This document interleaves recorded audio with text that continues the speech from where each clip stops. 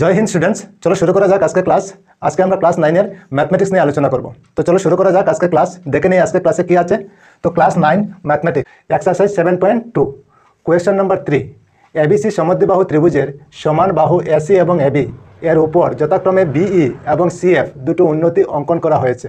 দেখাও যে BE equal CF. তো আমাদের দেখাতে হবে যে বিই সমান সিএফ, ওই দুইটা বাহু সমান আমাদের দেখাতে হবে। ঠিক আছে, তো প্রথমে কি বলা হয়েছে, এবিসি একটি সমদ্বিবাহু ত্রিভুজ। এবিসি একটি সমদ্বিবাহু ত্রিভুজ, তার মানে এবি বাহু আর এসি বাহু সমান। সমদ্বিবাহু ত্রিভুজের দুইটা বাহু সমান থাকে। ওইখানে বলা হয়েছে সমান বাহু এসি এবং এবি এর উপর যথাক্রমে বিই এবং সিএফ উন্নতি। বিই একটা উন্নতি, ঠিক আছে, তারপর সিএফ একটা উন্নতি, ঠিক আছে। তো আমাদের দেখাতে হবে বিএফ সমান সিএফ। ঠিক আছে, তো কিভাবে করব? তো প্রথমে আমরা কি লিখতে পারি, প্রথমে আমরা লিখে নেই এবিসি সমদ্বিবাহু ত্রিভুজ হইতে, এবিসি সমদ্বিবাহু সমদ্বিবাহু ত্রিভুজ হইতে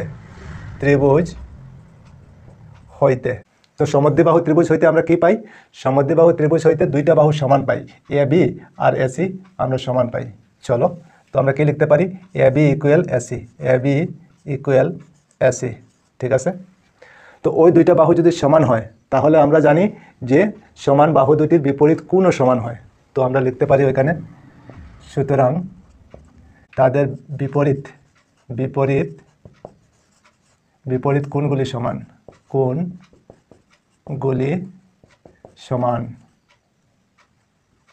কোণগুলি সমান। ঠিক আছে, যদি বিপরীত কোণ সমান হয় তো এবি এর বিপরীতে কি আছে? এবি এর বিপরীতে আছে সি, আর এসি এর বিপরীতে কি আছে? Angle B. ঠিক আছে, তো অ্যাঙ্গেল বিকে যদি লিখতে যাই তাহলে আমরা কি লিখতে পারি? এ বি সি লিখতে পারি। Angle A B C equal angle A C B. এখন ওই সি অ্যাঙ্গেলকে যদি লিখতে যাই তাহলে কি লিখবো? এ সি বি লিখতে পারি, এ সি বি। বুঝতে পেরেছেন নিশ্চয় তোমরা? ঠিক আছে, তো ওই দুইটা অ্যাঙ্গেল আমরা সমান পাই। ঠিক আছে, আচ্ছা, এখন আমাদের দেখাতে হবে বিই আর সিএফ। তো বিই আর সিএফ, তাহলে ওই ত্রিভুজ আর ওই ত্রিভুজ আমাদের সর্বাঙ্গ সম দেখাতে হবে। ঠিক আছে, তো এখন কি লিখতে পারি? এখন আমরা লিখতে পারি বিসিই, ত্রিভুজ বিসিই এবং ত্রিভুজ বিসিএফ হইতে পাই। ঠিক আছে, ওইখানে কি লেখা হয়েছে? বিসিই আর বিসিএফ। চলো ওই দুইটা ত্রিভুজ আমরা ওইখানে আলাদা করে অঙ্কন করে নেই আমাদের সুবিধার জন্য, বা তোমাদের বুঝতে সুবিধা হবে। ঠিক আছে, চলো, তো প্রথমে কি লিখতে পারি? বিসিএফ এইভাবে, ওইখানে মনে করো বি আর ওইখানে সি, তারপর হলো এফ এইভাবে, ওইখানে হলো ই। ঠিক আছে, বিসিই। বুঝতে পেরেছো নিশ্চয়? তো বিসিএফ আমরা অঙ্কন করে নিলাম ওইখানে 90 ডিগ্রি কোণ উৎপন্ন করে। ঠিক আছে, আচ্ছা, তারপর হলো বিসিএফ। চলো, বিসিএফ এইভাবে হবে, ওইখানে বি আর ওইখানে সি, তারপর হলো এইভাবে যাবে, এইভাবে। ঠিক আছে, ওইখানে হলো এফ। বুঝতে পেরেছ? তো ওই দুইটা ত্রিভুজ প্রথমে আমাদের সর্বাঙ্গ সম দেখাতে হবে। ঠিক আছে, আচ্ছা, এখন দেখো বিসিই থেকে ওই অ্যাঙ্গেলটা আমরা লিখতে পারি। ঠিক আছে, আর বিসিএফ থেকে ওই অ্যাঙ্গেলটা লিখতে পারি, ওই দুইটা অ্যাঙ্গেল সমান হবে। চলো, বিসিই থেকে ওই অ্যাঙ্গেলটাকে লিখতে গেলে আমরা কি লিখতে পারি? বিইসি লিখতে পারি, অ্যাঙ্গেল বিইসি ইকুয়াল দিয়ে। এখন বিসিএফ থেকে এফ অ্যাঙ্গেলকে লিখতে গেলে আমরা কি লিখব? বিএফসি লিখতে পারি, অ্যাঙ্গেল বিএফসি। তো কেন সমান আমরা যদি লিখতে যাই তাহলে কি লিখতে পারি? প্রতিটি 90 ডিগ্রি, প্রতিটি 90 ডিগ্রি, এইভাবে আমরা লিখতে পারি। বুঝতে পেরেছো নিশ্চয় তোমরা? ঠিক আছে, চলো, তারপরে আগে আমরা কি লিখতে পারি? এখন দেখো বিসিই থেকে বিসি বাহু, ঠিক আছে, আর বিসিএফ থেকে আবার বিসি বাহু আমরা লিখতে পারি। দুটোটার মধ্যে সেম আছে, বিসি। ঠিক আছে, চলো, এখন লিখতে পারি বিসি ইকুয়াল বিসি। তো বিসি কেন সমান আমরা যদি লিখতে যাই তাহলে কি লিখতে পারি? সাধারণ বাহু, এইভাবে আমরা লিখতে পারি, সাধারণ বাহু। ঠিক আছে, আচ্ছা, তারপরে এখন কি লিখতে পারি? এখন দেখো বিসিই থেকে বি অ্যাঙ্গেল আর বিসিএফ থেকে সি অ্যাঙ্গেল সমান আমরা লিখতে পারি। চলো, তো এখন এই ত্রিভুজ থেকে বি অ্যাঙ্গেলকে লিখলে আমরা কি লিখব, সিবিই লিখতে পারি, অ্যাঙ্গেল সিবিই ইকুয়াল দিয়ে এখন ওই অ্যাঙ্গেল এখন ওই ত্রিভুজ থেকে সি অ্যাঙ্গেলকে লিখতে গেলে আমরা কি লিখব, বিসিএফ লিখতে পারি, অ্যাঙ্গেল বিসিএফ। তো কেন সমান আমরা যদি লিখতে যাই তাহলে কি লিখতে পারি, আগে আমরা প্রমাণ করেছি ওইখানে বা লিখতে পারি যেহেতু angle ABC equal angle ACB, যেহেতু angle ABC equal angle ACB সমান, ঠিক আছে। ওই দুইটা অ্যাঙ্গেল যেহেতু সমান তাহলে তারা দুজনও সমান হবে, ঠিক আছে। আচ্ছা এখন দেখো এই ত্রিভুজ থেকে দুইটা অ্যাঙ্গেল আর একটা বাহু সমান, ওই ত্রিভুজ থেকে দুইটা অ্যাঙ্গেল আর একটা বাহু সমান, তাহলে আমরা লিখতে পারি যে ওই দুইটা ত্রিভুজ সর্বাঙ্গ সম হবে। হ্যাঁ, তো সুতরাং ত্রিভুজ বিসিই সর্বাঙ্গ সম ত্রিভুজ বিসিএফ। এখন যদি আমরা লিখতে যাই কোন শর্ত মতে তাহলে কি লিখতে পারি, উপরে হলো কোণ, তো কোণ ইংরেজিতে আমরা কি বলি, অ্যাঙ্গেলের এ, তারপর হলো বাহুকে আমরা কি বলি এস, বাহুকে আমরা কি বলি সাইডের এস হবে, ঠিক আছে। তারপর কি কোণকে আমরা ইংরেজিতে কি বলি, অ্যাঙ্গেলের এ হবে। তো এ এস এ শর্ত মতে এইভাবে আমরা লিখতে পারি। বুঝতে পেরেছো নিশ্চয় তোমরা? ঠিক আছে। এই দুইটা ত্রিভুজ যদি সর্বাঙ্গ সম হয় তাহলে তাদের অনুরূপ বাহুগুলিও সমান হবে। তো সুতরাং তাদের অনুরূপ বাহুগুলি সমান, এইভাবে আমরা লিখতে পারি। আচ্ছা, অনুরূপ বাহুগুলি সমান যদি হয় তাহলে আমরা লিখতে পারি বিই সমান সিএফ লিখতে পারি কি না, ওই ত্রিভুজের তো একটা বাহু, ঠিক আছে।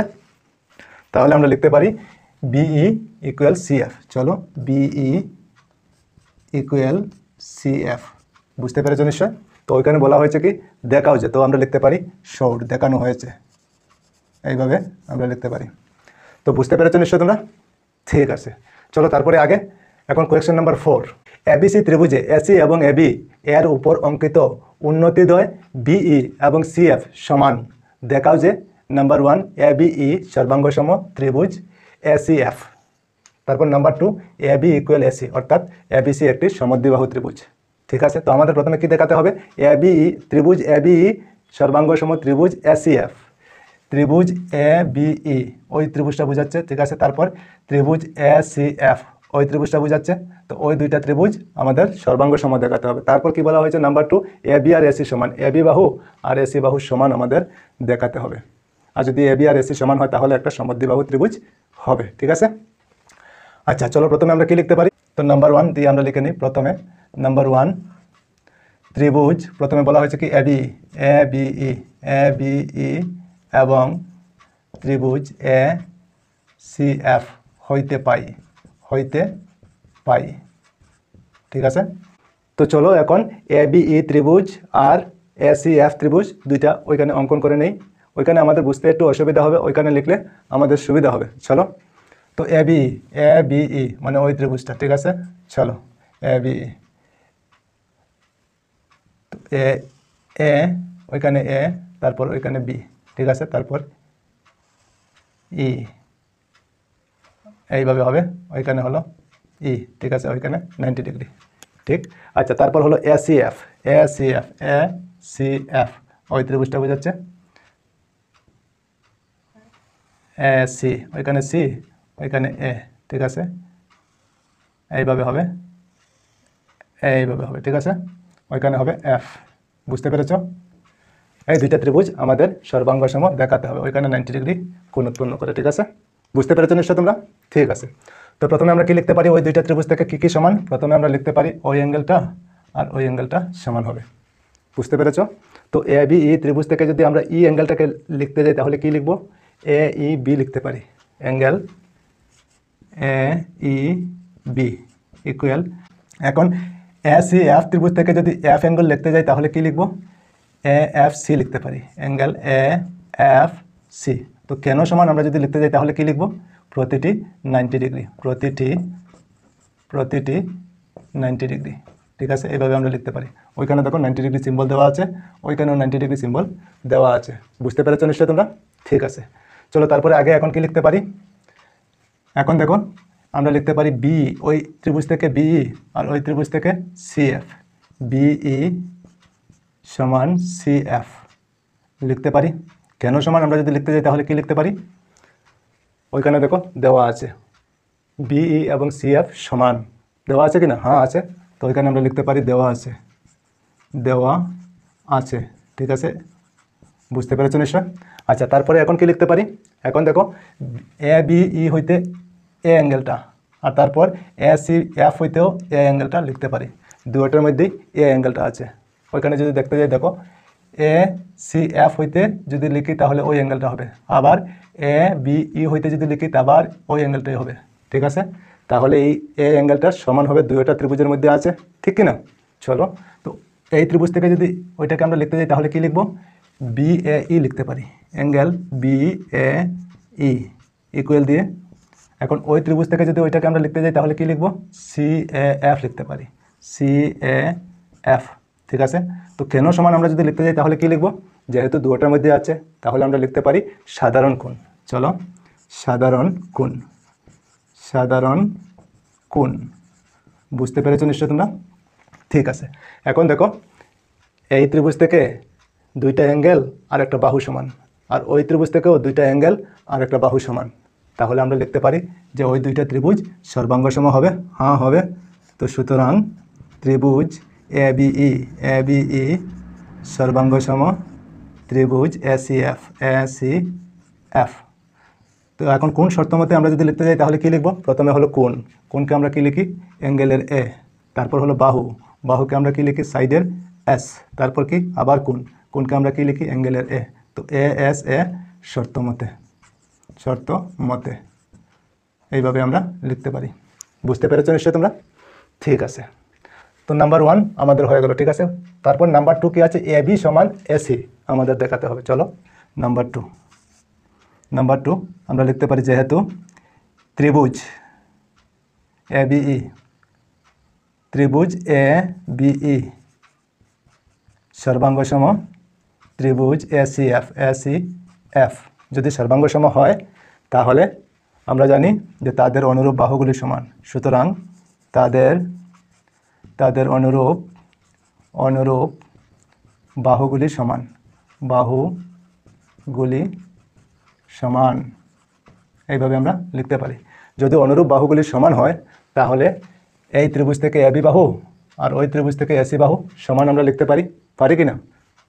এই ত্রিভুজের তো এই দুইটা ত্রিভুজেরই তো বাহু। ঠিক আছে, তো আমরা লিখতে পারি এ বি সমান AC, A B equal AC. তো এ বি আর এসি যদি সমান হয় তাহলে নিশ্চয়ই ওইটা সমদ্বিবাহু ত্রিভুজ হবে কি না? হ্যাঁ হবে। তো সুতরাং আমরা লিখতে পারি এ বি সি একটি সমদ্বিবাহু ত্রিভুজ, এইভাবে আমরা লিখতে পারি। বুঝতে পেরেছো নিশ্চয় তোমরা? তো ঠিক আছে, আজকে এই পর্যন্তই থাক। আবার অন্য কোনো ক্লাসে তোমাদের সঙ্গে দেখা হবে। সবাই ভালো থেকো, সুস্থ থেকো আর মন দিয়ে পড়াশোনা করো। জয় হিন্দ, বন্দে মাতরম।